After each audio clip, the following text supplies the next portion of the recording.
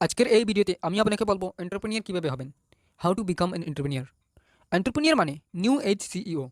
যখন আপনি নিজের বিজনেস তৈরি করেন এটাকে বাংলায় উদ্যোক্তা বলা হয়, এটাকে স্টার্টআপও বলতে পারেন। ইন্ডিয়ান ইউথের কয়েক বছর থেকে এক নতুন চেঞ্জেস দেখা যায়। অনেক ইউথ নিজের চাকরি ছেড়ে এক কোম্পানি তৈরি করতেছে, হোক তা আইআইটি, আইআইএম অথবা কোনো বড় কলেজ থেকে পড়াশোনা করা অথবা কোনো মাল্টিনেশনাল কোম্পানিতে ভালো স্যালারিতে কাজ করে। সেখানে এক নতুন ট্রেন্ড দেখা যায় যে তারা ভালো বেতন পাওয়া কোম্পানি ছেড়ে নিজে নিজে বিজনেস করতে চায়। এর মধ্যে সবার প্রথমে নাম ফ্লিপকার্ট, স্ন্যাপডিল, মিন্ত্রা, জবং, ক্রাফটসভিল্লা, ওয়েলএক্সের মতো স্টার্টআপ। এইসব অনলাইন বিজনেসের ই কমার্স কোম্পানি। আর এগুলোর ফাউন্ডার কম বয়সী কম সময়ে বিলিয়ন ডলার্সের কোম্পানির মালিক হয়েছেন। এজন্য অনেক যুবক কম ইনভেস্টমেন্টের পরেও সাকসেস হয়ে যাচ্ছে। ধরুন আপনি কলকাতায় আছেন এবং আপনার মথুরার লাডু পরোটা খাওয়ার ইচ্ছা হচ্ছে। আর যদি আপনার এই ইচ্ছা 1 ঘন্টার মধ্যে ঘর থেকে বাইরে না হয়েও পূরণ হয়ে যায়, তাহলে আপনার অনেক ভালো লাগবে। কয়েক বছর আগে যদি কেউ এমন বলতো তাহলে তাকে বোকা বলা হতো। কিন্তু আজকের সময় ইন্টারনেটের কারণে অনলাইনে কোনো কিছু অসম্ভব নয়। আজ এমন অনেক কোম্পানি এসেছে যার দ্বারা বিশ্বের ফেমাস দ্রব্য আপনার ঘরেই পৌঁছাচ্ছে।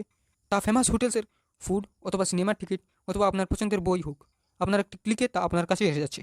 আজকের এই ছোটো কম বয়সের লোক কয়েক বছর থেকে বড় বড় বিজনেসম্যানকে হারিয়ে দিচ্ছে। কয়েকটি নাম যারা চাকরি ছেড়ে কোম্পানি শুরু করেন, এখন পর্যন্ত গ্লোবাল লেভেলে গুগল, ফেসবুক, টুইটার, মাইক্রোসফট, অ্যাপেলের মতো কোম্পানিদের গ্রোথ এর চর্চা হচ্ছে। কিন্তু কিছু সময় এই স্টার্টআপ কামানোর ব্যাপারে সবাইকে হারিয়ে দিচ্ছে, যার ব্যাপারে কেউ ভাবতেও পারেনি। প্রাশন গুপ্তা, মনীষ গোল নিজের ব্যবসার জন্য তাদের ভালো বেতনের চাকরি ছেড়ে দিয়েছেন। প্রাশন গুপ্তা সার্বিকো নামের এক হিটিং কনসেপ্ট স্টার্টআপ শুরু করেন। এইসব কোম্পানি 1 থেকে 3 বছরের মধ্যে কোটি কোটি টাকা আর্ন করতেছে। এন্টারপ্রেনিয়ার হওয়ার জন্য আপনার ভিতর কোন জিনিস থাকতে হবে? একজন এন্টারপ্রেনিয়ার হওয়ার জন্য আপনার রিস্ক নেওয়ার ক্যাপাসিটি থাকতে হবে। এন্টারপ্রেনিয়ারের জন্য আপনাকে চাকরি ছাড়তে হবে।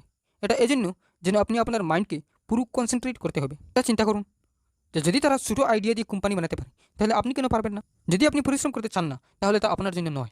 সবসময় পজিটিভ থিঙ্কিং রাখবেন। এন্টারপ্রেনিয়ারশিপ কি নয়? এন্টারপ্রেনিয়ারশিপ 10 থেকে 5-এর চাকরি নয়, এটা 24/7-এর জব। শুধু চাকরি করার উদ্দেশ্যে থাকা ব্যক্তি এন্টারপ্রেনিয়ার হতে পারে না। এখানে সাকসেস পরিশ্রম করা লোক দেরি হয়, বাট যদি আপনি একবার সাকসেস হয়ে যান, তাহলে আবার পিছিয়ে তাকানোর কোনো প্রয়োজন নেই। স্টার্টিং পেসে আপনাকে পরিশ্রম তো করতেই হবে। কী কী চ্যালেঞ্জেস মানে বাধা আছে? স্টার্টআপকে নিয়ে আজকের সমাজে এত ক্রেজ নেই, কারণ সবার প্রথম তো আপনার ফ্যামিলি আপনাকে সাপোর্ট করবে না আর আপনাকে চাকরি করার উপদেশ দেয়।